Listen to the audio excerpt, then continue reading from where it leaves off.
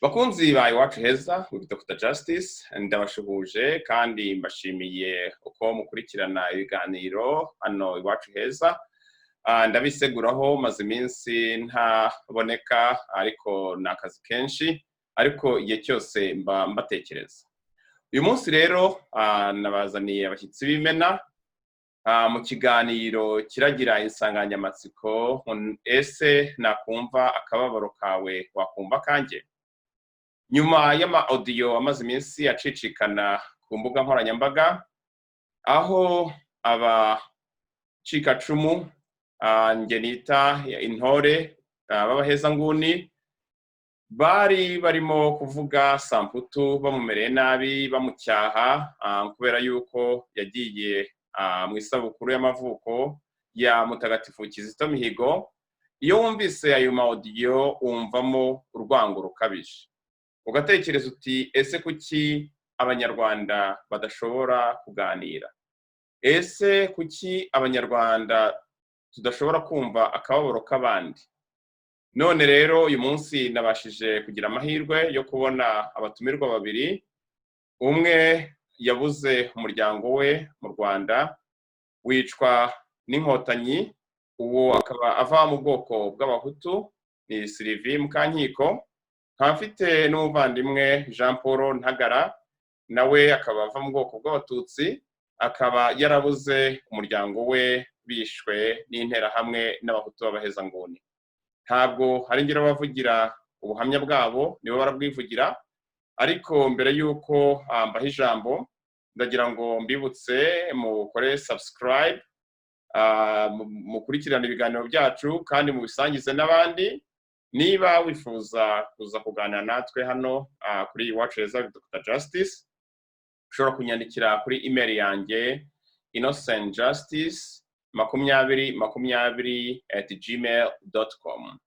Ubwo rero ntabatindiye, reka mpe ijambo abashyitsi bacu.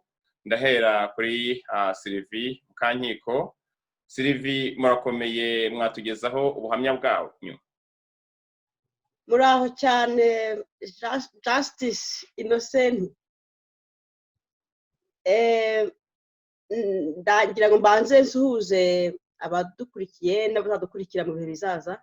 Mbifuriza amahoro y'Imana, ahasigaye tuganire, tuvuge ku bintu byiza bizubaka igihugu cyacu mu bihe bizaza. Ko muri igihe tuvuga, muri amasaha turi kuvugana, nta kigenda mu Rwanda, nta kigenda, ntago bimeze neza cyane, aho na gato atari na cyane.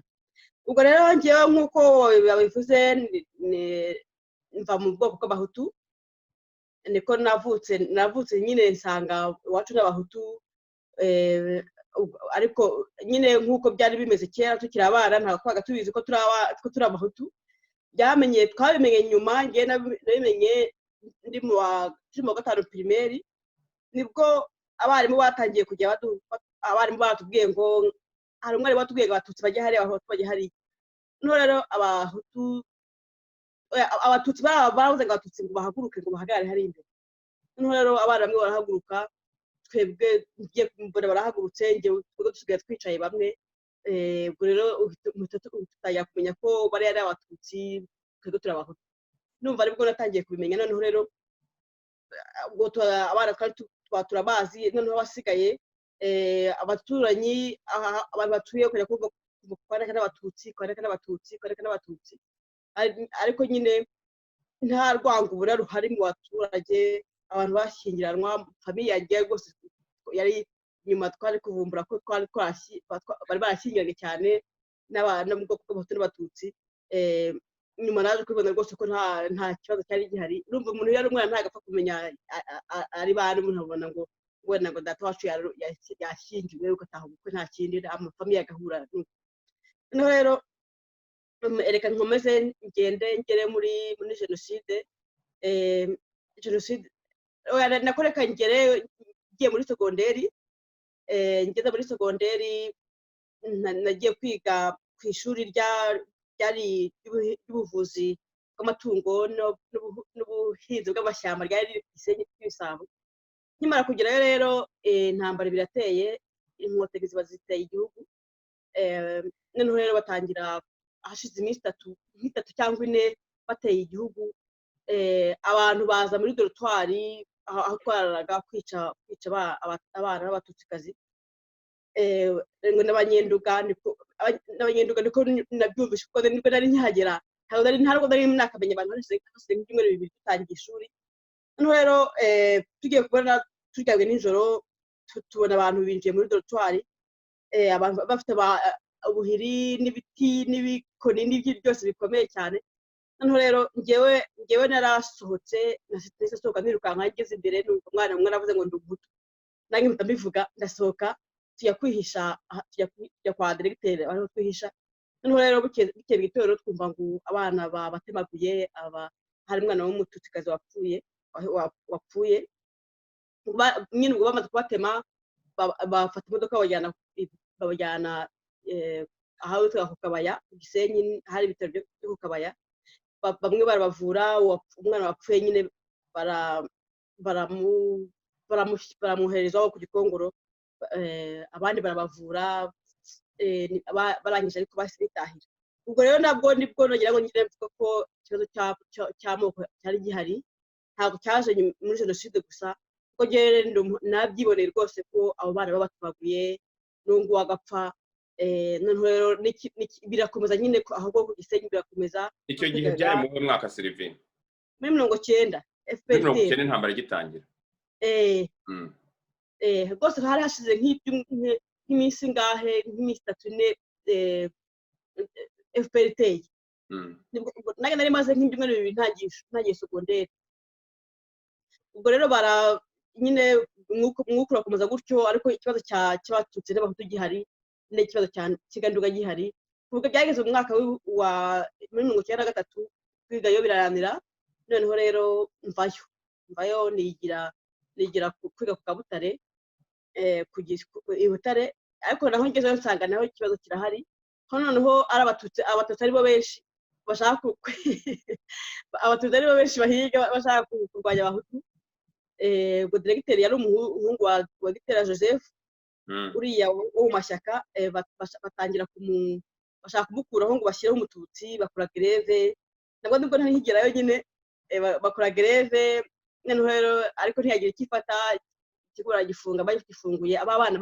batezaga akaduruvayo barabirukana naho rero ikibazo cyari gikomeye cyane ubwo rero ndahiga mparangije birangiye ndagira Habyarimana barapfuye jenoside rero yatangiye ubwo twari turi mu cyaro n'ababyeyi nyine n'abavandimwe bose abantu baricana iwacu ariko ntabwo iwacu mu giturage ntabwo jenoside yaje nko mu kwa 4 kurangira mu kwa 5 gutangira nibwo batangiye kwica abatutsi kubera ko abantu bo mu giturage ntabwo bari bicanye ntabwo bari bicanye rwose kubera ko babonaga abantu baziranye urumva nyine bari bagiye badashyingiranwa ahubwo abatutsi b'iwacu bagiye bishwe n'abantu tutazi abantu batazwi rero bagiye baza tukumva ngo hari igitero ngo kibuza kwica abatutsi abahutu bakajya gukumira mu minsi ya mbere rwose bagiye bakajya gukumira bakavuga bati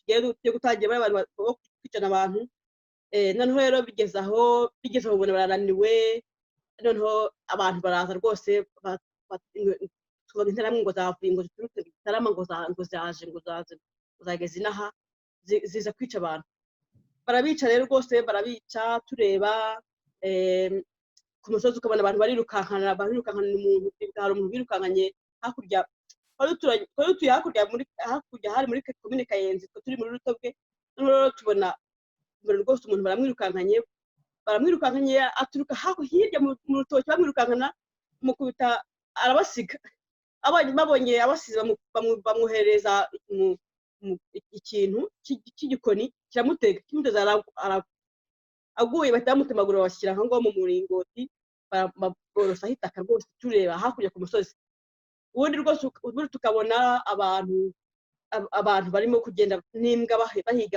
ngo bari mu guhiga abatutsi nijoro rero twe twayakubona tukabona baraje nijoro iwacu ngo duhishe abatutsi bakaza tukabyuka twese tukajya hanze bakadushyira hanze bagasaka bakareba munsi y'ibitanda naho hose, barangiza bagira uwo babura bakagenda.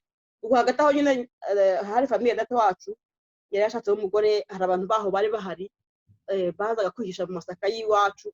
Noneho rero nyuma mu ntangiriro tukabashyira ibyo kurya, tukabashyira ibyo kunywa, bigeze aho turababura ibiryo bagiye, ariko ubwo ntabwo twamenye aho baguye, ntibagarutse, barapfuye, ntabwo twamenye aho baguye kuko yarihishaga, wenda akavuga ati ahangaha nta sekirite afite. Noneho rero akajya kuboneka, wajya wamushyira ibyo kurya ugasanga yarigenda. Ibyo rero biraba tubamo rwose, ukabona abantu barihebye, ukabona ku musozi rwose ntahigenda, ku buryo iyo ibintu bibi biri kuba ubona n'ikirere kijimye kandi izuba riva, ukabona hari ikintu kiri mu kirere kitagenda neza kibi. Ubwo twabakaho nyine, ukabona urupfu nyine, abantu b'iwacu urupfu ruturimo, mbese amagambo umuntu avuga, ibintu twakoraga, guhinga twagera hagati tukabyihorera, tukicara mu rugo, nkibaza wagira ukavuga uti se tuzarya iki ko tutarimo guhinga. Noneho rero ukabona tukarebana gusa, ukabona icyo twakora. Papa rero yari umuntu, yari asanzwe ari umuntu ukomeye nyine, ntabwo yarakomeye, ntabwo yarakomeye cyane, ariko yari umuntu. Reka ndangire abantu nabyanditse mu gitabo bazagisoma, mvuge bikeya, abindi bazagisoma mu gitabo. Ubwo rero papa nawe nyine yari umuntu nyine wari waravutitse ku bwa Kayibanda, yarihishe nabwo, niyo mpamvu batamwishe bica bariya abaminisitiri bandi. We yarihishe ku buryo muri jenoside yari afite ubwoba pe, papa yari afite ubwoba, ntabwo yigeze asohoka mu rugo kuva jenoside yatangira kugeza duhunze. Niyo mpamvu ndakara cyane iyo nko kuri Facebook hagize umuntu uvuga ngo mutabaze ngo yishe Abatutsi, ndarakara cyane, birambabaza cyane, ku buryo ndi kumwe n'umuntu harasinzi ko twakiranuka, kuko papa ntabwo yigeze asohoka mu nzu rwose, wabonaga afite ubwoba. Hagati yawe muri 73 biragarutse, kubona byose biramugoye pe, byari. Ubwo rero biragira kumva ngo FPR irimo iza yica abantu. Noneho rero kuko twabonaga impunzi nyinshi cyane zizwi Gitarama zimanuka, izindi ziturutse hakurya muri Kayenzi zica iwacu zigenda. Noneho bigeze aho twumva amasasu atangiye guturika n'ibibombe. Ubwo FPR yari igeze aho bita Gitarama, igenda imanuka igeze aho bita Ikeza, muri sekiteri yitwaga Keza. Kumva birakaze, noneho baravuga bati noneho reka duhunge. Dufata ibintu byose turapakira, papa dupakira ibintu, bavugana kwa sogokuru na batata wacu nyine bari batuye mu cyaro. Twese turapakira ibintu turahunga, turagenda twese kumwe, amezi 2 tugera ku Kibuye Iribengera, aho utagira Iribengera. Twese turi benshi cyane pe, twari benshi. Noneho tugeze aho, ariko noneho dutangira gutandukana, bamwe batangira kujya bivanguramo, bamwe bakomeza, bamwe bacaha, abandi bacaha. Noneho dusigara turi famiye nini, ariko atari cyane, kuko hari abantu bari barahungiye iwacu, atari muri famiye wenda, ariko twahunganye, byagera abona nko ku Kibuye bakahubana famiye zabo bakikomereza. Ubwo rero turagenda, tugeze ku Kibuye tubona umuvandimwe waragiye kera afite imodoka, aje kudushaka kuva Iribengera kugera Cyangugu, aratudeplasa mu modoka. Tugezeyo rero adushyira ahantu ku ishuri. Noneho rero ruguru, ntabwo nibuka ukuntu ryitwaga iryo shuri, ariko ntabwo hari kure y'Ikamembe, kuko twahagiye n'amaguru kuva kuri iryo shuri kugera Ikamembe mu mujyi, twahagiye n'amaguru. Ubwo rero hashize iminsi 2 twumva ngo haje imvururu Ikamembe, batiri muze tujye muri Zaire. Noneho bamwe turavuga tuti reka twigendere, ngira musaza wanjye tufatira kujya muri turabasiga abandi turagenda. Noneho tugeze hepfo dusanga hari abantu, impunzi zageze ku ishuri zirakambika, natwe tuguma aho ngaho. Famiye rero reka nihute, famiye rero ubwo hashize iminsi FPR ifata igihugu, irababwira iti nyitaga amatangazo ku maradiyo. Papa yari umuntu ucecetse nyine, wumvaga radiyo buri munsi. Yumva barabwiye ngo nibatahe, ngo igihugu cyajemo amahoro, bakoze guverinoma n'ibiki, abantu bapakira imodoka, n'abandi bashaka imodoka y'umuntu wari umucuruzi bayijyamo. arabatwara bageze i Butare, barabica bose ubwo bakabaye na famiye yanjye yose, abo tutari turi kumwe mbere. Noneho n'abo bantu bari bari mu modoka yari batwaye, uwo mugabo na famiye yose nawe babiciye ku Kabutare. Ni histoire ndende. ni ukuvuga ngo harokotse wowe na musaza wawe mwari muri Zaire, abandi bose barabishe? Twari 12, twabana 12, ubwo harokotse ngewe na musaza wanjye uwo nguwo n'abandi 2 bari barashatse. Noneho n'akandi kana gatoya ubwo kari kumwe na musaza wanjye bari warashatse, yari yakajyanye. Noneho n'undi mwana w'umuhungu nawe unkurikira, ntabwo twari turi kumwe, we yari yaragiye sinzi aho yari yakurikiye abandi bantu tutazi aho ari mbese mu ntambara, kari karaturonga kana gatubagana karagiye. Nyuma rero kaje kurokoka karagaruka mu rugo turakabona, naho ngo kumvishe ko kaketse ko nyine turi mu rugo, karaza kageze nawe gasanga byararangiye. Barapfuye rero. ni ukuvuga ngo mu bana 12 hapfuye 6, barokoka 6. Barapfuye na papa na mama. Ubwo rero nyine ubuzima burakomeza, ariko ubwo twageze aho tubahunga, twari tugiye hakurya muri Zaire tumara y'ukwezi, turagaruka tuvuga tuti iwacu baratakije nawe dutahe.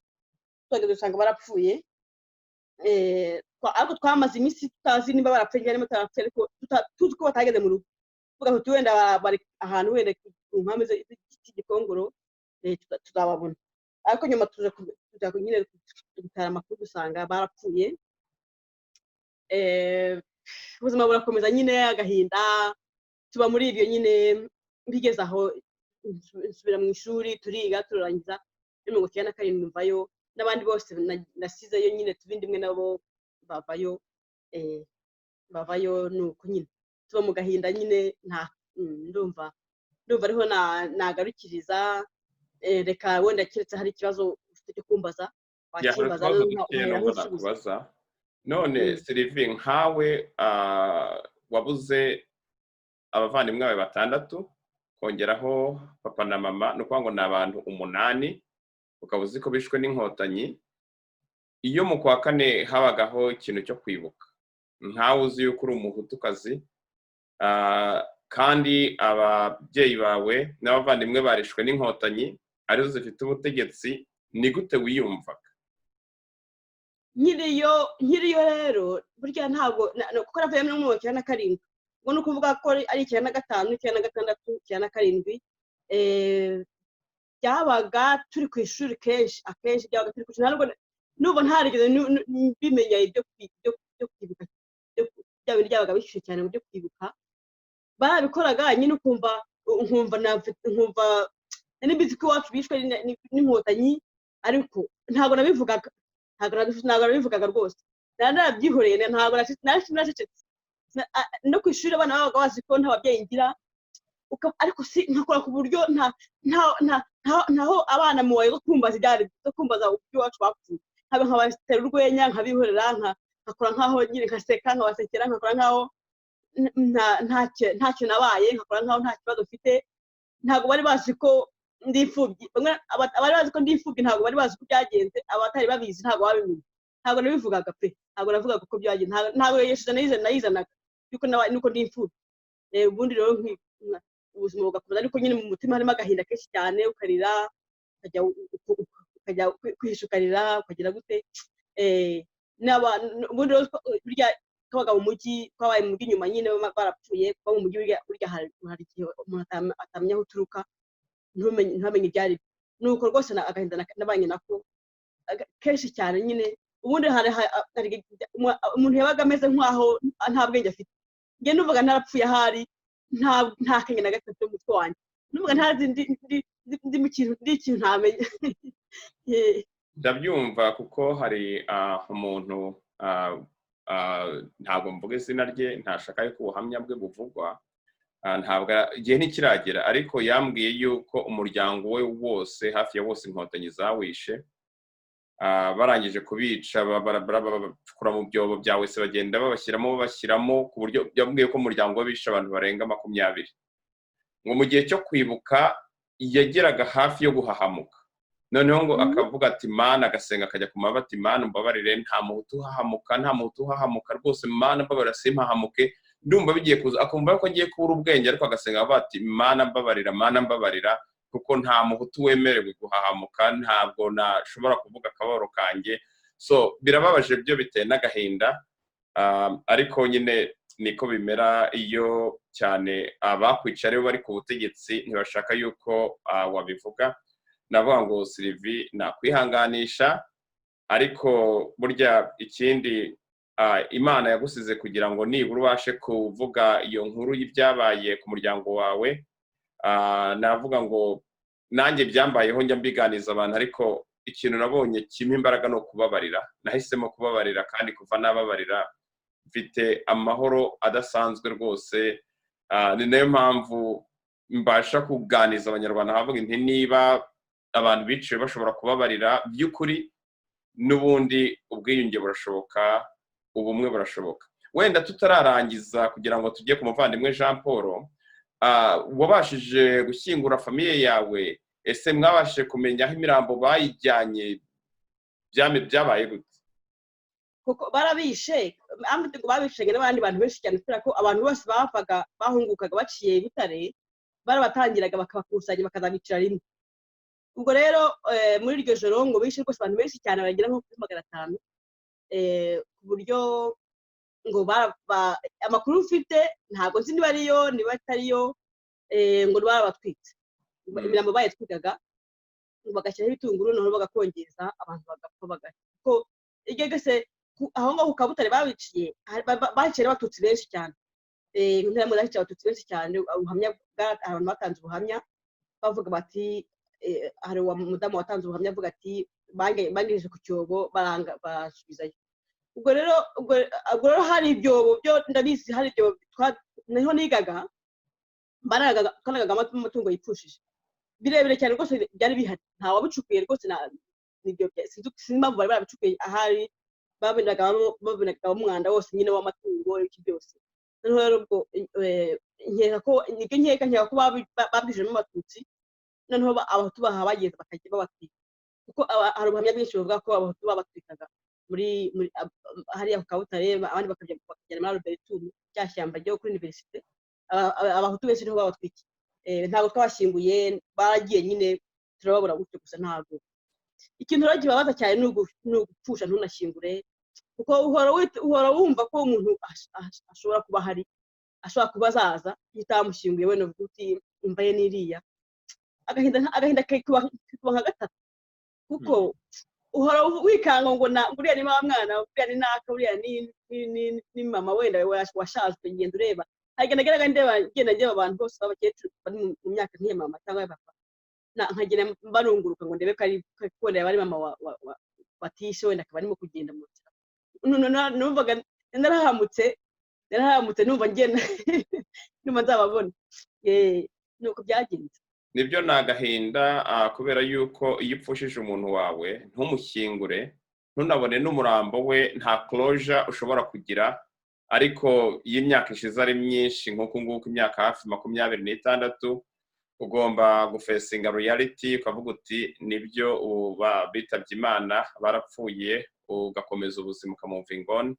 N'ubundi insanganyamatsiko yacu y'iki kiganiro iravuga ngo numvise akababaro kawe, wakumva akababaro kanjye. Sylvie, urakoze kutugezaho ubuhamya bwawe.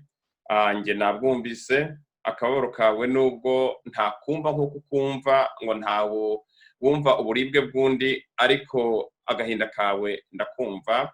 N'umuvandimwe Jean Paul nawe yakurikiye ateza amatwi. Noneho ndumva naha umwanya umuvandimwe Jean Paul Ntagara, nawe aratugezaho ubuhamya bwe. Noneho narangiza ubuhamya bwe turaza kugera ku mwanzuro, turebe uko umubabaro wacu ushobora kuvamo umuti ushobora kunga Abanyarwanda, kugira ngo ibyo twaciyemo, ibyo ababyeyi bacu cyangwa abavandimwe cyangwa n'inshuti bazize, he kuzagira abandi babizira. Jean Paul, nawe umwanya n'uwawe muvandimwe. Urakoze Innocent, kandi reka mbanze nyine nsuhuze abadukurikiye kandi nshimire na Sylvie Mukankiko ku buhamya bwiza amaze kutugezaho.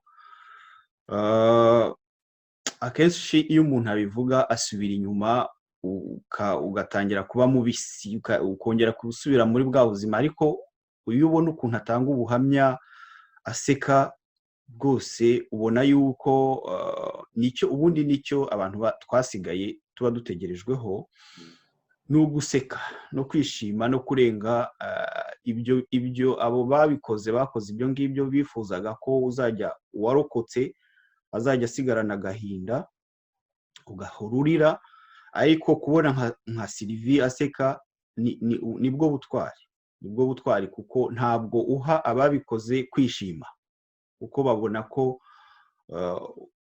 utuje nubwo bakoze ibyo byose, ariko wowe uratuje kandi uraseka urishimye. Rero mushimire kuri ubwo buhamya tugejejeho kandi namwihanganisha kuko nk'uko urimo kubivuga ku nsanganyamatsiko, amaraso ni amaraso, umubiri ni umubiri. Reka rero nawe ngushimire kuba waduhaye urubuga rwo kugira ngo tugeze ku Banyarwanda aho ijwi rya radiyo yawe ribasha kugera gusangiza amateka twabayemo, amateka atoroshye, tukayasangiza Abanyarwanda, atari ukugira ngo gusa bumve amateka yacu, ahubwo ari ukugira ngo bigireho. Ese ibyo nahuye nabyo ejo cyangwa ejo bundi sinakongera nkahura nabyo, ese twakora iki kugira ngo ibyo bintu bihinduke? Ubuhamya rero bwanjye ngira ngo hari nabwo bwa mbere ngiye kuvuga, navuga ko uri kuva nagera mu buhungiro hano hanze, ngira ngo abadukurikiye nibwo bwa mbere bagiye kumva ubuhamya bwanjye, cyane cyane mu gihe cya Jenoside, kuko ntago biba byoroshye. Ubundi buriya nk'abantu twakuriye mu Rwanda kenshi, ubundi burya no kuvuga ngo umuhutu umututsi, niyo ugiye kubivuga wumva usa n'utegwa, kuko ubundi ntabwo ari ibintu twakuriyemo, twabimenye nyine bitubwiririye. Ukamenya kujya kuvuga ngo uyu ni umuhutu, ngo reka ni karife nk'umuhutu, cyangwa se ni identifiye nk'umuhutu, cyangwa ni identifiye nk'umututsi. Iyo ugiye kubivuga wumva urimo hari ikintu kigutangira, kuko si ubuzima twamenyereye, siko twarizwe. Cyokora kubera ko ari amateka twanyuzemo ntabwo twabura kubivuga. Ikindi ni uko mu gihe cy'iminsi wenda navuga 100 ya Jenoside n'igihe cyayibanjirije ndetse na nyuma yaho, ntabwo byoroshye kubivuga mu gihe gito y'umuntu aba afite, ariko ndaza kugerageza mvuge mu ncamake, noneho wenda n'ikindi gihe umwanya nuboneka tuzakomeza tubiganiriza Abanyarwanda. Ngewe rero nk'uko wabivuze nitwa Jean Paul Ntagara, iwacu ni Kigali, mu Kigali mu karere ka Kicukiro, mu murenge cyangwa se cyahoze cyitwa sekiteri ya Kimisange, niho iwacu. Abahazi ndangiye abantu, urebye ku irebero, aho irebero riri ni munsi yaho nk'ikilometero kimwe iwacu ku musozi wacu aho bita Inyarurama, ku musozi ureba rwose Nyamirambo hakurya yawe, Gikondo iri iburyo bwawe, noneho na Butamwa iri ibumoso bwawe, n'irebero riri hejuru yawe ugana ku musozi nyine. Ni umusozi wari utuwe n'Abatutsi, navuga nka 90%, ko hari Abatutsi bageze ku bihumbi nka 2 cyangwa 3, kuko hari ahantu hanini cyane. Mu gihe rero cya mbere ya Jenoside gato nko 1990 ngewe nyine kuri primaire yacu yaho ngaho, ubuzima abanyeshuri babagamo ni nk'ubwo Sylvie yavuze, kubahagurutsa mu ishuri batabahutu n'abahe, Abatutsi ni bande. Ikindi nuko nubwo abanyeshuri muri primaire batari bakinjira cyane mu kuvuga iby'amoko, ariko wasantaga cyane cyane nk'ababaga bageze mu wa 6 nko twari tugeze, ibyavugirwaga mu ngo iwabo burya abana baraza bakabivuga ku mashuri, kuko hari nk'umwana wari inshuti yanjye baramwishe muri jenoside ariko yari muremure cyane ingoto ni abana bandi baza bakavuga ngo ni ruhogo bashaka kuvuga ko ari umututsi ufite n'ingoto noneho twebwe twibwirwa ibyo ari byo hose ruhogo kubera ko tumuzi yitwa Rugema bamwita ruhogo bati baravuga ngo biza kugira ngo umututsi ufite ingoto ufite ingoto ubuse nanjye ko isohoka nyine navuze ko ndi umuhutu nawe uri ruhogo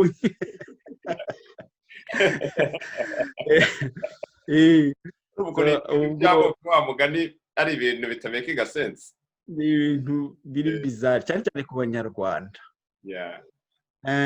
ubwo primaire nyine twayize dutyo tuza gutsinda bigoranye nabwo kuko nanjye natsinze kuko nakoze ikizami inshuro ebyiri nari umwana w'umuhanga mu ishuri si ukwivuga ameza ariko ubwa mbere naratsinzwe hanyuma njya nshimira buri munsi mpora mbivuga ko nshimira Minisitiri Uwiringiyimana Agatha aho amariye gufata Minisiteri ya Education nsubiyemo kurodubura nibwo natsinze tsinda mfite n'amanota meza ndetse dutsinda turi abana b'abatutsi bageze nko kuri 20 kuri icyo kigo kuko urumva ko twari tuhatuye turi benshi twanigaga turi benshi mu mashuri twari benshi rero turatsinda tugenda tujya mu mashuri atandukanye ngewe nagiye muri college Nyemeramihigo ubwo nihuse ku Gisenyi kwiga ibyerekeranye na chimie ubutabire na biologie n'ibinyabuzima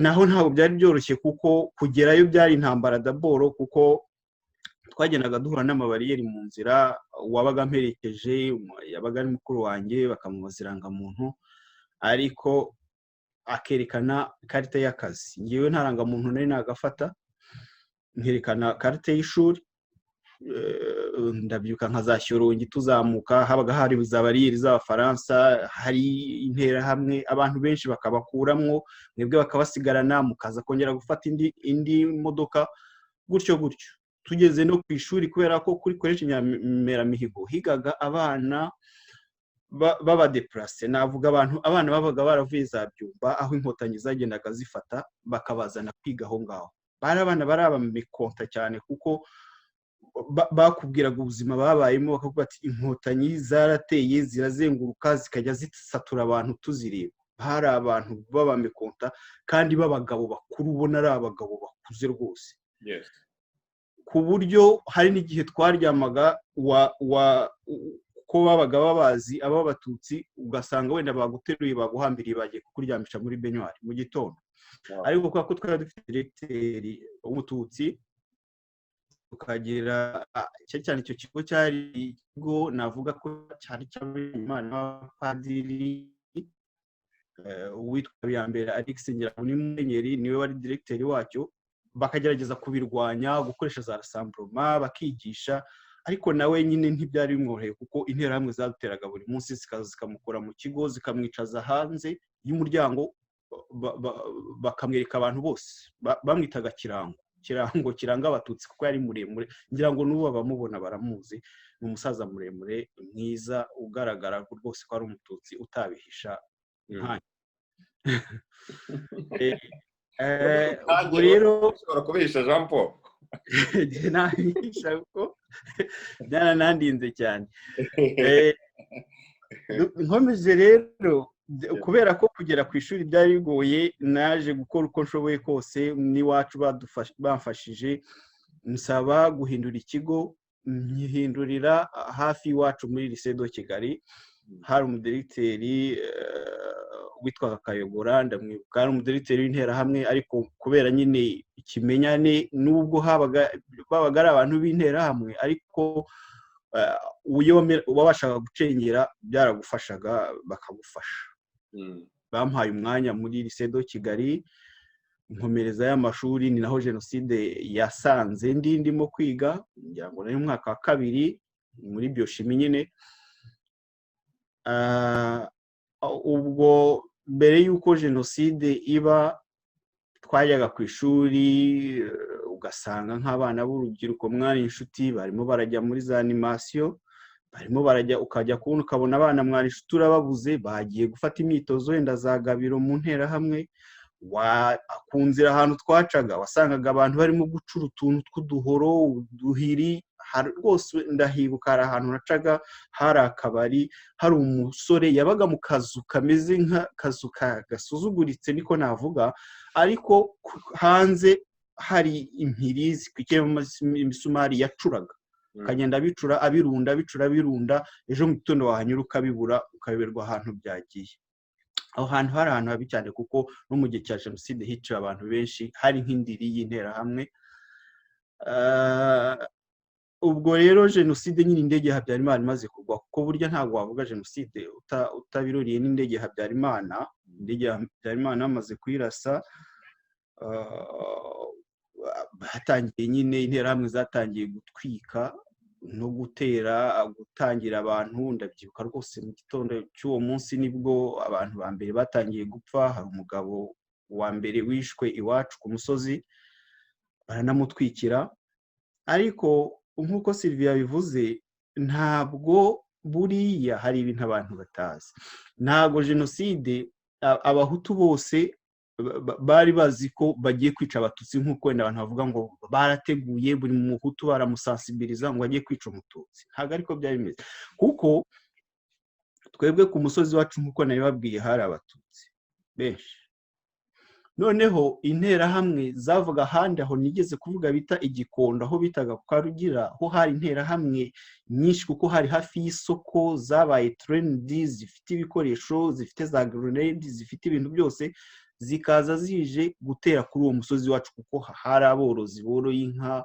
bakaza baje kwiba n'inka no kwica abantu noneho abahutu n'abatutsi abahutu bake bari batuye kuri uwo musozi n'abatutsi bakajya kurwanya interahamwe bati interahamwe zateye induru zikavuga abantu bose bakajya kuzirwanya bakiteranyiriza hamwe abateguye rero cyangwa se abakoze jenoside ubutegetsi bwari buriho bamaze kubona icyo kintu cy'uko abahutu n'abatutsi batabarira hamwe bo bakoze umugambi wo kugira gushaka uburyo babatandukanya nibwo wajyaga kubona urumva nari mfite imyaka 17 twajyaga kuri bariyeri twese ari abahutu n'abatutsi dutegereje ko interahamwe aho zinjiriraga zameneraga zije kwica tuzisubizayo ariko wajyaga kubona ukabona abantu b'abayobozi batandukanye muri twebwe baje bongorera umuntu uwo bazi umuhutu urimo bati we ntabwo ari mwe bashaka ntabwo ari mwebwe baje gushaka ukajya kubona ukabona nko mu gihe cy'isaha abatutsi bonyine nibo basigaye kuri bariyeri twakomeje rero kwirwanaho gutyo uko dushoboye mu gihe abantu bakoreshaga imyambi abandi bakoresha amabuye kubera hari abatutsi benshi ku musozi wacu byabaye ngombwa ko bazana ramforo y'abajandarume kugira ngo ko ntabwo abantu bari bamenyereye imbunda nubwo wakumva umuntu arasiye epfiriya abantu bose bahitaga biruka kanyanyagira kubera yuko iby'imbunda n'amasasu ntabwo abaturage bari babizi bari bazi nyine kuba bahangana ku nkoni ku mihoro n'ibindi imbunda rero zaraje zinyanyagiza abo bantu bose abajandarume baturuka hirya abapolisi kominari baturuka hino interahamwe ziraza zinyanyagiza abantu bose zinjira ku musozi abo zisanze mu rugo ziratema abandi barahunga turanyanyagira twese turiruka ndabyibuka ko ndumva uwo munsi tugenda nibwo mama we kuko mama yari akuze ngira ngo afite nk'imyaka 55 cyangwa 56 gutyo we yaravuze ati ni mugende ngewe ndakuze ndashaje kuva na kera no muri 59 ntabwo bigeze bica abagore n'abakecuru ubwo barashaka abagabo ni mugende abagabo n'inkumi bana bakiri bato ngewe ndasigara mu rugo sinabashije kwiruka mwebwe nimwirukanke ababishoboye turagenda rero dutanyina umusozi wacu duhungira mu bihuru abandi mu mashyamba hirya no hino ubwo reka wenda kugira ngo ntaza kumugarukaho histoire ya mama we wumve ibyo Sylvia yahoze avuga. Hari umugabo wari ufite umwana we, donc umugore wa mukuru wanjye yaramubyaye muri batisimu, bari abahutu. Mama ahungirayo donc ajya kwihishayo, ariko baza kumukurayo baramwica. Hanyuma rero twe turakomeza turirukanka, abamukuyeyo zari interahamwe z'aho ngaho zateye, n'amazina y'indumva nyibuka. Umugabo bita Kabajuguta twari duturanye atuye haruguru iwacu, niyo wagiye aravuga ati inyenzi ni inyenzi, n'uyu nubwo ari umukecuru, yari umukecuru mwiza, ni mu musohore. Baramusohora, baragenda bamwicaza imbere y'umuryango iwacu, ariko ubwo bashakaga cyane mukuru wanjye, kuko mukuru wanjye we yarazwi, bamwitaga Rwigara ku musozi. Njya nkunda kubibwira abantu, bamwitaga Rwigara, bashaka mukuru wanjye. Baragenda bamwitaga Rwigara kubera ko yari umucuruzi cyangwa no kubera iki? Ni nkaho yari umuntu wifashije ku musozi. Umuntu wifashije ku musozi, n'ukurikirana radiyo Riteremu yigeze kumuvuga, umuntu wifashije wari ukize, kubera ko Rwigara nyine bari bazi ko ari umututsi. Ikindi tukagirana, yakundaga kugira za karandiriye ziturutse kwa Rwigara, zirya karandiriye za Sinapol Rwigara za taba y'itabi rye yacuruzaga, zakundaga kuba zimanitse muri salo ye. Wenda abantu baza mu rugo bati hariya ni kwa Rwigara, bakamwitirira Rwigara. Baramushakishaga cyane. Ikindi yari umugabo w'ibigango, mbese kwa kundi ku musozi bavugaga ati nimutabona umutwe wa kanaka ntimuzirirwe mugaruka. Interahamwe nyine zikaza zishakisha umutwe w'uwo muntu. Umutwe wa mukuru wanjye barawushakaga cyane. Mama rero bamwicazaho, bamubaza bati ya nyenzi yawe iri hehe? Umwana w'umusore, harimo uwo mugabo wamusohoyemo n'izindi nterahamwe, bari bagize nko kuri 20. Habagamo umwana w'umusore waturagiriraga inka, yari mu kigero cyanjye cyangwa se aciyeho gatoya. Wumve ukuntu amahano yabaye mu Rwanda. Uwo mwana impamvu mugarutseho, ni umwana wari umuhutu, ariko yaje kuturagirira inka arwaye amavunja ahantu hose, kwa kundi nyine umwana uturuka mu muryango ukennye.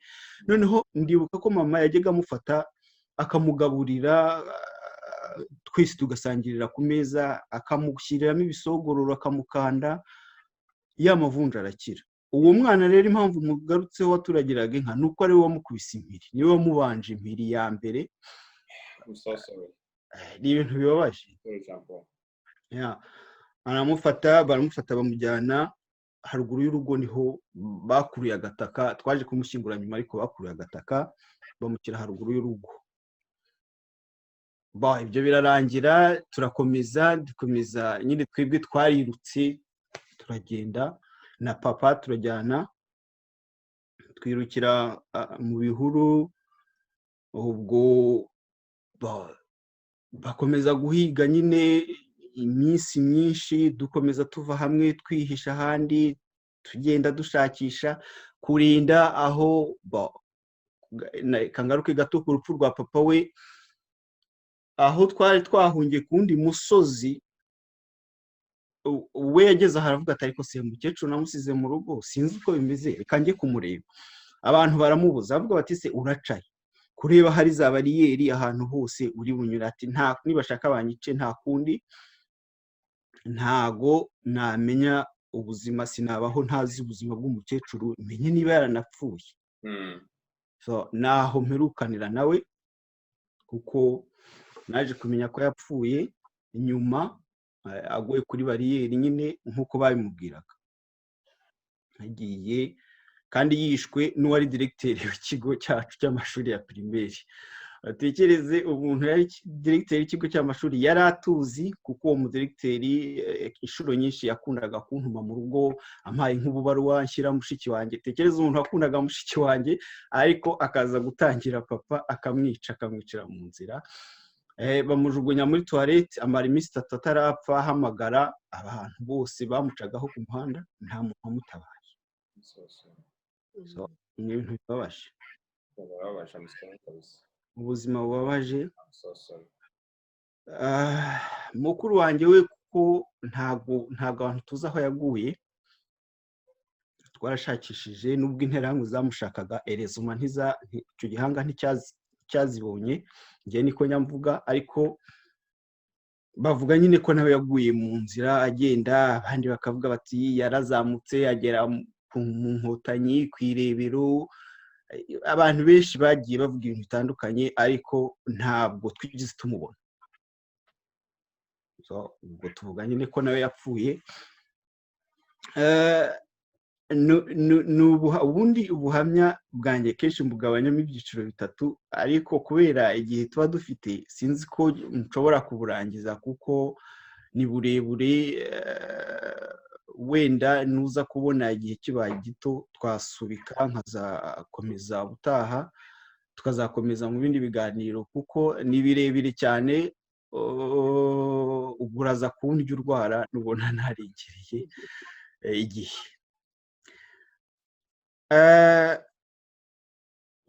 Ubwo rero papa amaze kwicwa n'abandi twari aho ku musozi, ikintu cyababazaga nk'uko Sylvie kubivuga ni ukubona igihu cyabuditse, ubona wowe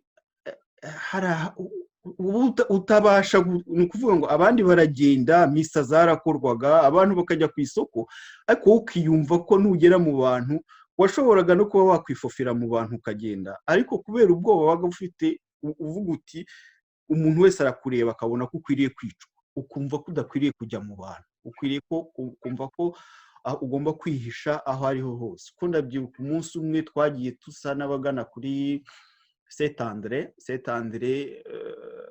turagenda turazamuka, abantu bavaga ku isoko i Nyamirambo bava guhaha, abandi bagenda bona mu muhanda nta kibazo, ariko tugeze mu nzira kuri bariyeri yari ihari, kubera twari nk'abantu 15 bafite uburyahabi, tumaze igihe mu bihuru n'iki, bahise batwidentifiya facilement, bahita baduhagarikira kuri iyo bariyeri.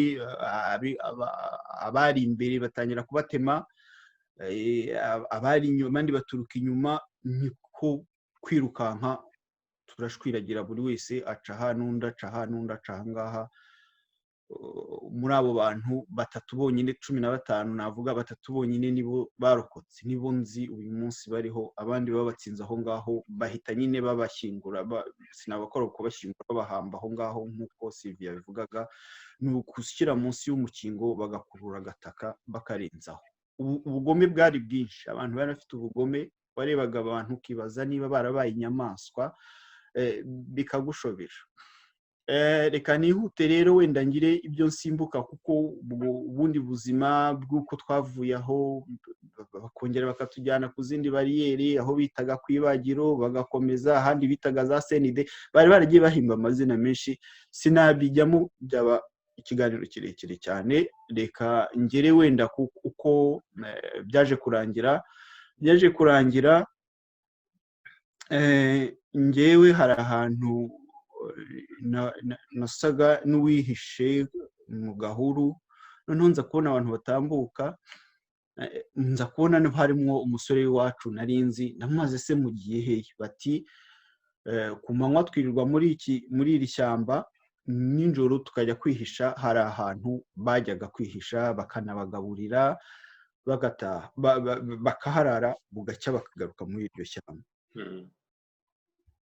Ubwo wumve ukuntu ibintu bitangaje. Hari umusore witwa Karimu, wari umwicanyi, abantu bose bamuzi, ahigisha n'imbwa, yaje kumvumbura aho ngaho narindi, noneho nanjye nari muzi ko twigaga ku kigo kimwe. Ati biti urakora icyaha ngaho? Namubwira nti iwacu bose babamaze, none naje aha ngaho. Ati ubwo kandi muri abatutsi? Cyane. Natoke aranzamura anjyana iwabo, aravuga ati uyu mwana mumugaburire, musanze mu gihuru. Icyo gihe bangabura imyumbati n'ibishyimbo irananira, kubera ko nari maze igihe ntarya, imaze ngira ngo nk'iminsi 5 cyangwa 6 mu gihuru aho ngaho. Naryaga utwatsi, turya twatsi abantu barya tw'utwunyu twa nyamanza, ngira ngo niko batwita. tujya tugere niko nanyunyuzaga nkamira amazi aho ngaho nyine mu byo nasimbutse uko nahavuye muri iryo tarasi nkaza kurara hejuru ya bariyeri y'aho interahamwe zari ziri kugira ngo mu gitondo zari zamvumbuye n'iziza kunshaka zimbure ko zaramvumbuye ari nimugoroba zirambura ziravuga ziti okay turara kuri bariyeri ejo mu gitondo turi bumubone.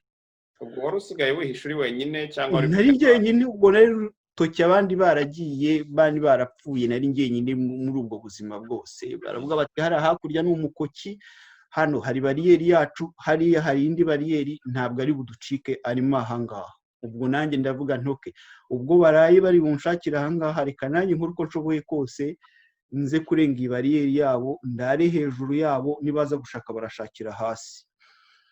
Byageze nka saa 7 z'ijoro igitotsi gitangiye kubica njye sinasinziraga nkabumva ko abakoraga bariyeri babaga batuye hafi aho ngaho nkumva bakubita inzugi bajya mu nzu baryama abandi baryama kuri iyo bariyeri.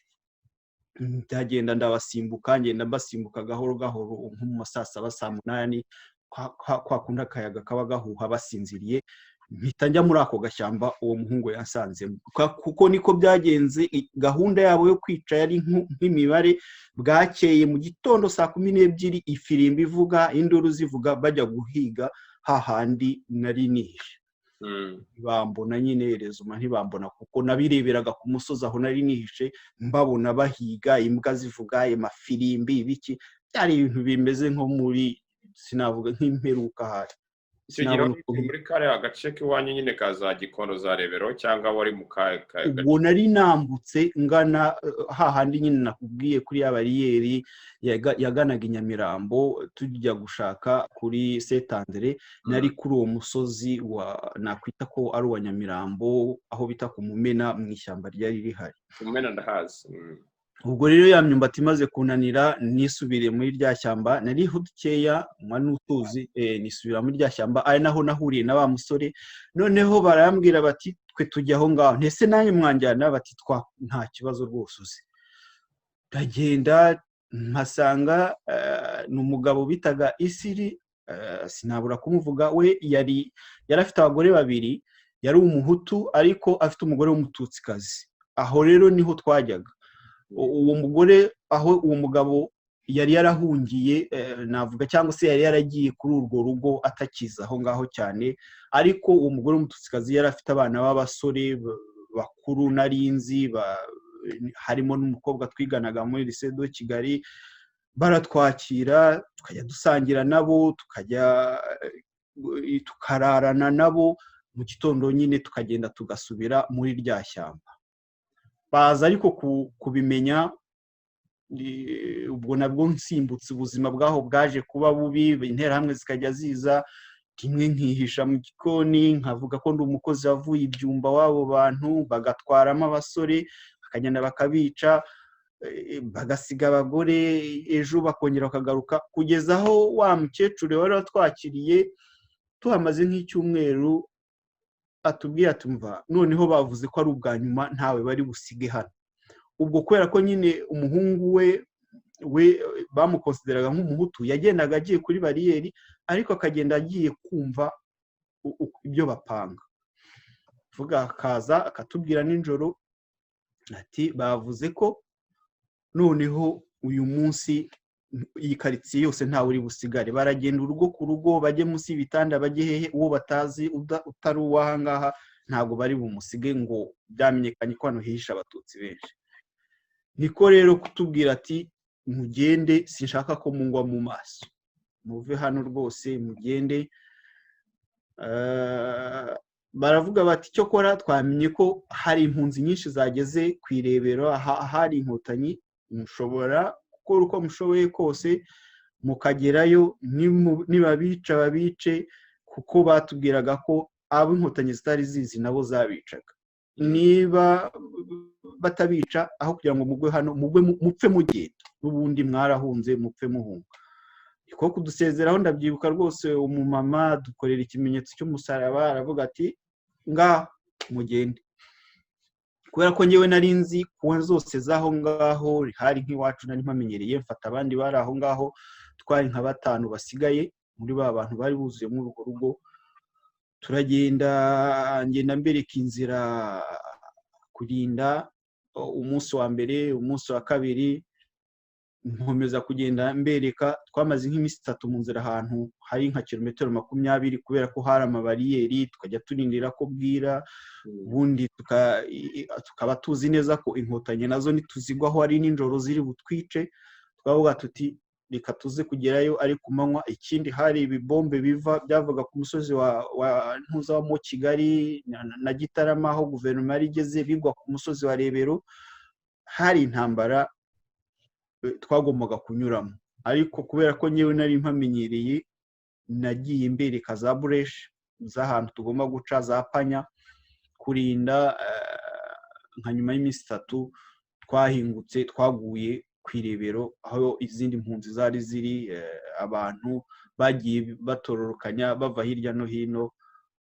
Navuga ko ari aho ubuzima bwo kwicwa bwarangiriye, nubwo bitarangira aho ngaho, kuko mu bantu b'inkotanyi nabo abo twasanzemo hari benshi inkotanyi zagendaga zikuramo zikabica. Nabwo n'ubundi buzima, navuga ubuzima bwa nyuma yo gucika interahamwe, yo gucika interahamwe na bamwe mu bahutu b'abahezanguni, kubera ko iyo uvuze interahamwe uba ugomba kongeraho n'abahutu b'abahezanguni, kuko interahamwe gusa, nakubwiye umudiregiteri wishe papa akamujugunya muri toilette yari umu MDR, yambara ingofero rwose. Yajyaga aza ku kigo cyacu ari diregiteri yambaye ingofero ya MDR.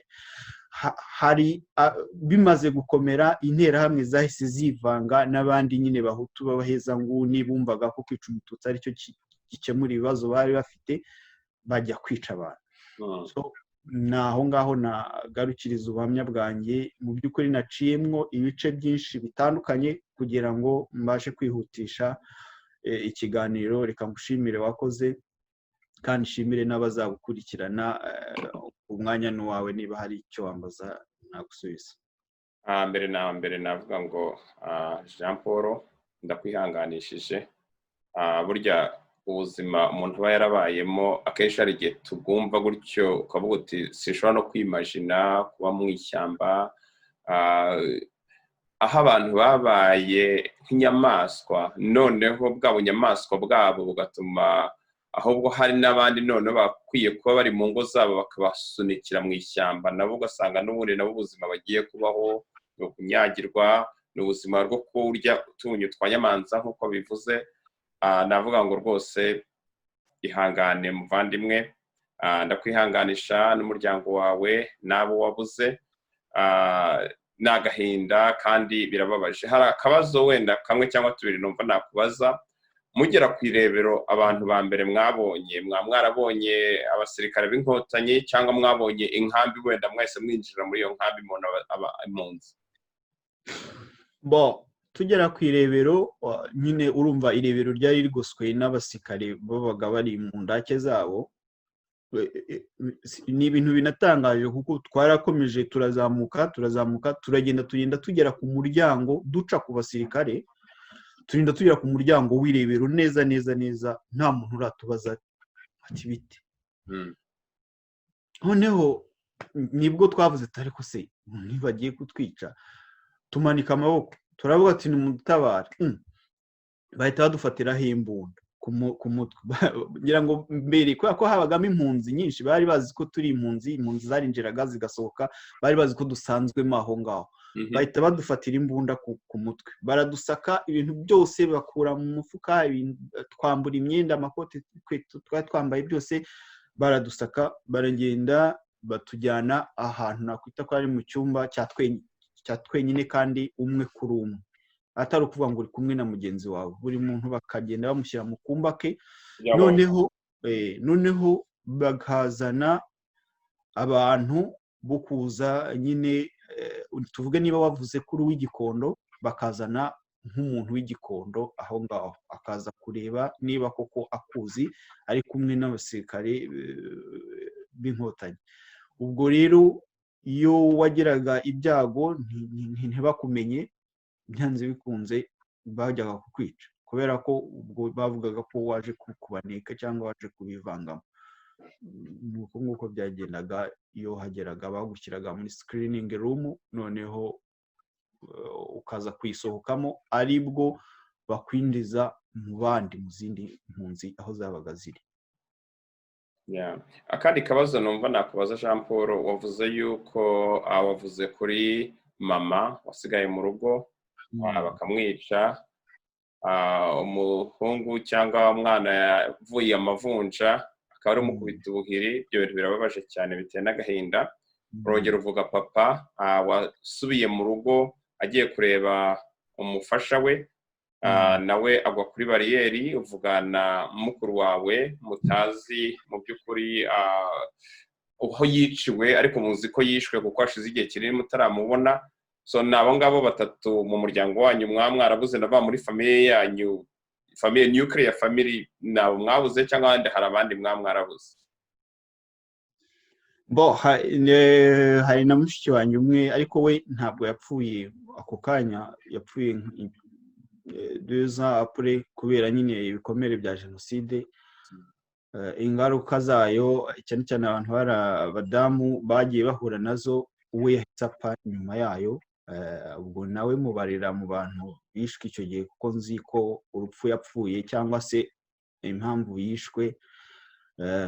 Impamvu yapfuye ntabwo yapfuye kuko yarashaje cyangwa yaragize yagize ingaruka zituruka kuri jenoside hanyuma arapfa. Mu by'ukuri mu bana 7 twari dusigaranye muri famille, twarokotse turi 4,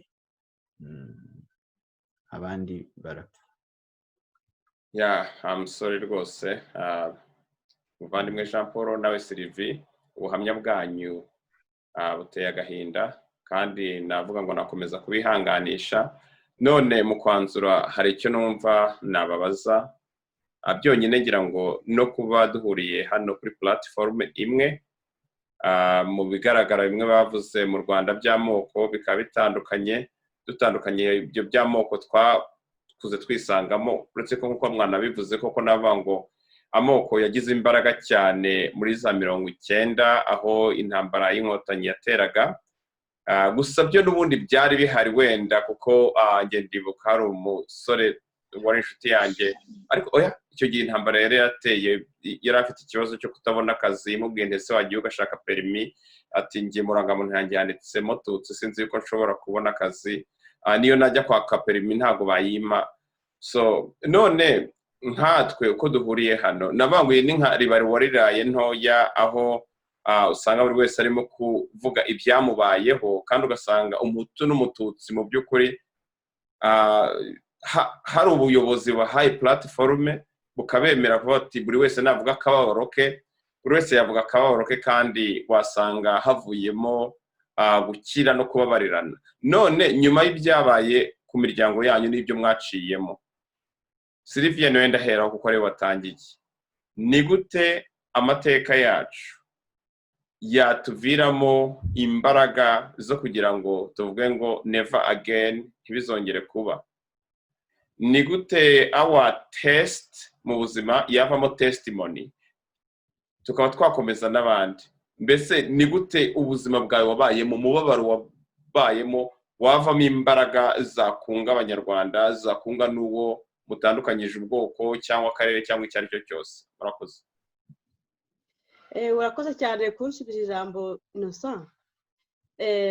Kugira ngo ubuzima bukomeze, burya umuntu biterwa hari nuko yari asanzwe akomeye mu mutwe, kuko hari benshi byananiye kwihangana nubwo bari bahura n'ibibazo, bamwe bivana mu buzima, barahari rwose, abandi ubuzima burabaranira burundu.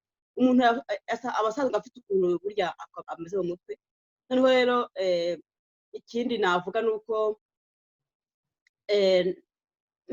muri rusange u Rwanda burya jenoside irangiye, iyo haza ubuyobozi buha abantu umutuzo, bugaha abantu amahoro, bugaha abantu mbese bwiza bukwiriye bose, ntabwo bari gushira imyaka 10 abantu batariyunga, kuko abahutu abahutu bakoze ibyaha bahise babona ko babikoze n'abatutsi nabo abari bari mu gihugu ntago hari abihoreye nyine hari abafite imijinya si benshi rwose si benshi kuko hari abenshi bagiye badufasha nyuma yaho bakaduporoteja rwose ntabwo natinya kubivuga bakatukingira ikibaba kugira ngo dukomeze ubuzima bari guhita biyunga byihuse ariko haje leta ahubwo batandukanya kurusha mbere kuko abantu n'ubundi batutse n'abahutu babanaga neza cyane cyane ndavuga mu biturage niho nibyo nzi mu mujyi nta bantu baziranye bose babanaga neza bashyingirana rimwe Sankara yavugaga ko bajyaga ahantu aho umwana ageze akarya nta kuvuga ngo ni kwandaka ngo ni mu batutsi cyangwa ni mu bahutu bose nta kibazo cyari gihari iyo byari kwihuta iyo haboneka ubuyobozi bwiza ariko haje ubuyobozi n'ubu batandukanye n'ubu bacamo n'ibice bufata igice cy'abatutsi barabashuka ngo nibo babakijije babashyiramo kandi nabo barangije bashyira ku ruhande ukuntu babagira igikoresho ubwo rero njye n'ibyo navuga ko ikintu cya mbere aho nihaboneka ubutegetsi bwiza n'ibi tuzabyibagirwa ntabwo tuzongera kubyibuka rwose tuzaduhura abantu bagahita ntabwo dufite igihe cyo kujya gusubira mu biri ibi ngibi tuzahita dushaka uburyo dukora igihugu neza ntawe uzajya areba ngo ngavuga n'aha ngo ni umuhutu ngo ni umututsi ngo ni iki nuko njyewe mbitekereza ko ntabwo tuzabona akanya ko kujya muri ibyo abantu ubuzima buzakomeza rwose nta buryo udafite agahinda udafite nta gahinda dufite nta gutekereza uti nkanjye mvuga nti sinigeze mbonera akanya ko kwibuka abanjye abahutu ntabwo bigeze babona akanya ko kwibuka ababo icyo gihe rero abantu bazaba bavuze bati okay ibyabaye byarabaye reka dukomeze ubuzima nuko mbitekereza ngewe ntabwo tutabona akanya ko kujya muri ibyo ngibyo FPR ivaho kandi izabaho njye ndabyizeye kandi nivaho igihugu kizatungana ntabwo hazongera kuza ibi kuko niyo yabikomeje urakoze cyane Sylvie nagira ngo nibutse n'abatwumva yuko Sylvie ari umwanditsi w'igitabo yise amateka yanjye n'u Rwanda ubwo rero mwazamushaka kuri Facebook mukaba mwagura igitabo cye kugira ngo mubashe kumenya byinshi ku buzima yaciyemo none hari abatagira Facebook bumva ibiganiro ariko batagira Facebook baha nimero zanjye za WhatsApp baha nimero zanjye za WhatsApp ni 50 36 07 oya reka mbivuge nigishe guteranya 45 ni code ya Denmark ngo ni akamenyetso ko guteranya 45 50 36 07 32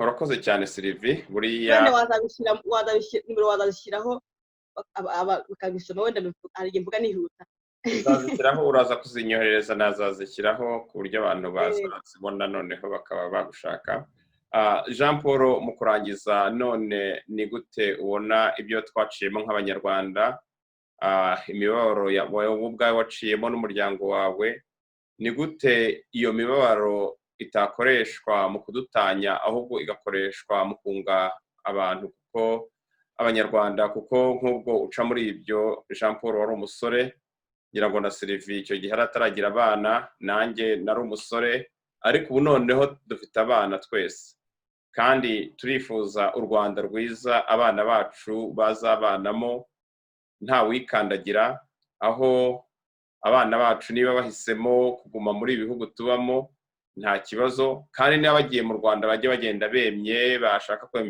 bakainvestisa bakaba nabo abantu bagomba kubaka u Rwanda none Jean Paul ni gute umubabaro wacu wazavamo umuti wakiza u Rwanda urakoze Innocent urumva agahinda ka buri wese iyo akavuze ubundi icya mbere ni ukudaheranwa nako hanyuma icya kabiri ni uko kumva ko niba uvuze akababaro kawe atari wowe wenyine wahuye n'ibibazo kuko nk'uko nabivuze umubyeyi w'umuntu ni umubyeyi w'umuntu kesoso waba umuhutu kesoso waba umututsi niba Sylvie yarabuze ababyeyi be ntanjye nkabura ababyeyi banjye wenda circonstance bishwemo ntabwo ari zimwe ariko twabuze ababyeyi full stop. Ntabwo rero navuga ngo narababaye cyane kumurenza ngo ni ngewe ukwiriye guhabwa valeri cyangwa se ni ngewe ukwiriye guhabwa agaciro mbere ya Sylvie, kuko nawe iyo yibuka papa we akibuka mama we ni nkuko nanjye nibuka ababyeyi banjye. Ikindi numva ko Abanyarwanda tudakwiriye kujya twivanga mu buzima bw'abandi, kuko hari ukuntu ujya ubona muri iki gihe ukumva ngo ariko ngo kuki bariya bafashwe gutya ngo twebwe ntitube dufashwe gutya. Wowe ahubwo vuga akababaro kawe, uvuga uti ngewe ndaharanira ko ubuzima bwanjye nabutwara gutya, ndaharanira ko twagira kwibuka kumwe, ariko ntuvuge ngo ahubwo kuki ngo bariya ntukajya kurwanya iby'abandi ukirengagiza kurwanira ibyawe. Ikindi cya gatatu Sylvie amaze kukivuga ni ukugira ubutegetsi bwiza. Ubutegetsi bwiza nibwo shingiro rya byose. Nababwiye ko mu gihe cya jenoside mbere yaho, mbere ya 90, twateraga agapira tukirukankana n'abana b'abahutu, twajya guterana amabuye duterana n'ekipe twatsinzwe, mwese mwabibayemo murabizi. Ntabwo wajya kuvuga ngo uyu ni umuhutu uyu ni umututsi, mwese mwateranaga amabuye rimwe. Muri ayo makipe yombi wasangagamo abahutu, wasangamo n'abatutsi, wasangamo abahutu bagasangamo n'abatutsi, n'abana nta nubwo babaga babizi rwose. Kada ibi ni ibintu byazanywe n'intambara, biza nyuma, biza noneho ubutegetsi bugiyeho ntibwajyaho ari ubutegetsi bugarura uwo mubano Abanyarwanda bari bafite, ahubwo bushimangira neza itandukaniro riri hagati y'abantu. Ni ukuvuga ngo niba babreminga abakoloni ko baciyemo amoko, bakajya baza agapima izuru rya inosa cyangwa se bagapima ubwinshi bw'inka afite bakamwita umututsi, noneho ngewe bakanyita umuhutu kuko nta nka mfite, ubutegetsi bwaje bubishimangira, aho kuvuga bati ubwo ndibuka ko gatoya mu kwibuka ngiye kuko navuye mu Rwanda mu 2012, ni ukuvuga ko hari igihe kinini nanyuzemo mu Rwanda n'ubuzima bwo mu Rwanda bwa nyuma ya jenoside. Icyo gihe iyo twajyaga kwibuka hari igihe kigeze kubaho baravuga batari ko se kuki iyo mu gihe cyo kwibuka ubu usanga ari abatutsi bahari bonyine, kandi ibyo nk'ubuhamya turimo gutanga ko tuba tuvuga twese twarabunyuzemo, kubera icyo abahutu bo batajya baza ngo babe bahari mu kwibuka. Icyo gihe ndabyibuka habayeho umukwabu munini cyane. Noneho ikintu ubundi cyo kwibuka ni ikintu umuntu akora, ukagikora uvuga uti ngiye gufasha mugenzi wanjye wagize ibyago, mwifatanyije mu kababaro. Ariko iyo bibaye imbaraga ukazana umuntu ukamwicaza hariya, ntabwo aba arimo kumva ibyo urimo kuvuga. Physically aba ahari, ariko mu mutwe ntabwo aba ahari. Rero ntabwo byazana ubumwe n'ubwiyunge, kuko niba nicaranye na Sylvie akavuga ati kiriya kiravuga papa wishwe, okay, ngewe se wanjye ntabwo yishwe, kuki se nta burenganzira kubona? Turabizi twese nta muntu wagombaga kuba yahaguruka ngo avuge ngo inkotanyi zishe abahutu, ntabwo bishoboka. So ubutegetsi bwiza rero buje ugakuraho ibyo byose, ugashimangira imibanire y'Abanyarwanda, ugashimangira kubana neza atari biriya byanda umunyarwanda byo kubeshya, aho bamwe bagenda bakishinja ibyaha batakoze. Ugasanga umwana w'umusore nkanjye nkabampora iki cyangwa nduhungirehe arahaguruka akavuga ati ndishinja ibyaha data yakoze, ibyo byaha ntabizi, ntazi n'igihe byakorewe. Abantu bakongera bakabana bagasubirana neza, nta kindi. Akanyuma navuga nuko tutarindira ko ubutegetsi bwa FPR buvaho. Inosa na Sylvie n'abandi batwumva, dukwiriye gutangira ubu ngubu aho turi, tukitoza kuzabana mu gihugu cy'u Rwanda. Tutabyitoje uyu munsi tuzagera mu Rwanda n'ubundi bimere nk'uko byari bimeze imbere. Dutangire twitoze kubana, turenga amacakubiri adutanya. Nta kintu cyashimisha nko kuba najya kwa Sylvie ngiye muri Denmark nkajya kumusura nkanywa kafe iwe, tukicarana tukanywa icyayi tukaganira tukayaga tukavuga ibyatubayeho, ariko usanga abantu bahugiye mu kuryana no gushwana, kandi nta n'icyo bafite bacwaniraho. Murakoze. Nibyo gushwana ntacyo bimaze, kuko urabona nkatwe Jean Paul navuga ngo abenshi twagiye tumenyana kubera yuko turi hanze y'u Rwanda, kandi urasanga noneho ubuhunzi ntabwo ari ikibazo cy'abahutu gusa, urasanga n'abatutsi benshi bari hanze. Gusa igitera agahinda nuko usanga amateka yacu yagiye yisubiramo, ubu mu nkambi ya Nakivara hari abatutsi bo muri 59 kuva 94 ubu hari abahutu.